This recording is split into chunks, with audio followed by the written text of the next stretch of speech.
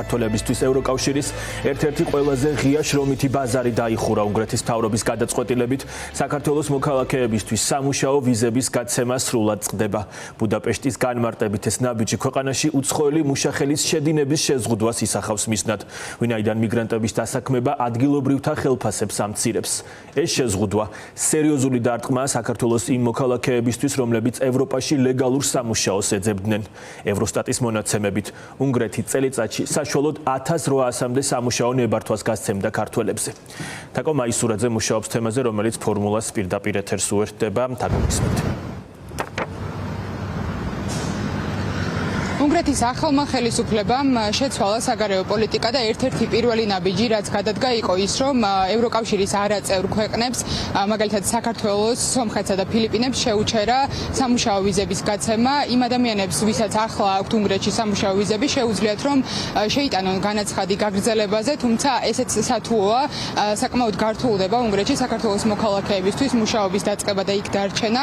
ოფიციალურ მიზეზად ამ ყველაფრისა მთავრობაში ამბობენ იმას, რომ მათ უნდა იზრუნონ საკუთარ მოქალაქეებზე ის მუშახელი, რომელიც სხვადასხვა ქვეყნებიდან შემოდის და მით უმეტეს არ არის ევროკავშირის წევრი ქვეყნები, აზიანებს მათ მოქალაქეებს და ტვირთად აწვება მათ და მათ ხელფასებს.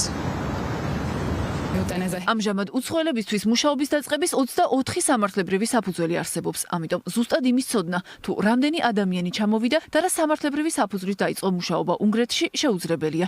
საზღვარგარეთიდან ჩამოსული კადრები უფრო იაფად მუშაობენ, რაც უნგრული სამუშაო ძალისთვის არახელსაყრელია. დასაქმების დროებით სააგენტოებს აქამდე 3 ქვეყნიდან, ფილიპინებიდან, საქართველოდან და სომხეთიდან შეეძლოთ ადამიანების ჩამოყვანა, თუმცა დღეიდან ეს აღარ არის ნებადართული. მათ ვინც უკვე აქ იმყოფებიან, შეუძლიათ დარჩნენ, მაგრამ ახალი კადრები ვეღარ ჩამოვლენ. ოპოზიციაში ამ გადაწყვეტილებაზე პასუხისმგებლობას ქართულ ოცნებას აკისრებენ და ამბობენ, რომ ქართულმა ოცნებამ შეუძლებელი გახადა ქვეყანაში ადამიანებისთვის მუშაობა და ცხოვრება. შესაბამისად, ბევრი ადამიანი მიდის ემიგრაციაში და ქართულ ოცნებას მოუწოდებენ, რომ უნგრეთის ხელისუფლების მსგავსად საკუთარ მოქალაქეებზე იფიქრონ და საკუთარი მოქალაქეების ხელფასებზე ზრუნვაში გაატარონ წლები. საქართველოს აღარ არის იმ საერთაშორისო პრესტიჟის და რეპუტაციის მატარებელი, რაც შესაძლებელს გახდიდა ჩვეულებრივი კონვერციული სავიზო რეჟიმების შენარჩუნებას. ქოცების საქართველოს აღარ არის ქართველი ადამიანისთვის მარტივად საცხოვრებელი სივრცე და სამწუხაროდ ძალიან ბევრი ჩვენი თანამემამულე ტოვებს სახელმწიფოს და უხდებათ არა ლეგალურად ქვეყნის ფარგლებს გარეთ დარჩენა.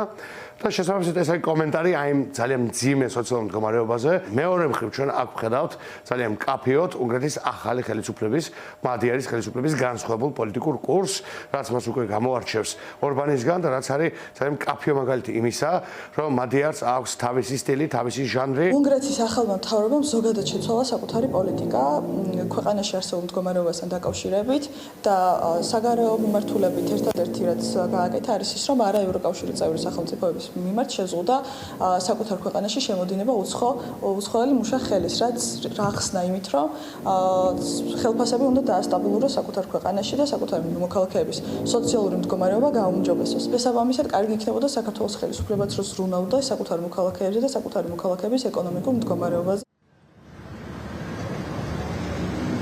ევროსტატის მონაცემებით უნგრეთი 1200-დან 1800 ქართველზე გასცემდა მუშაობის უფლებას წელიწადში და მათი უმეტესობა იყო დასაქმების მიზნით ჩასული უნგრეთში და დასაქმებულების უმეტესობა მომსახურების სფეროში მუშაობდა.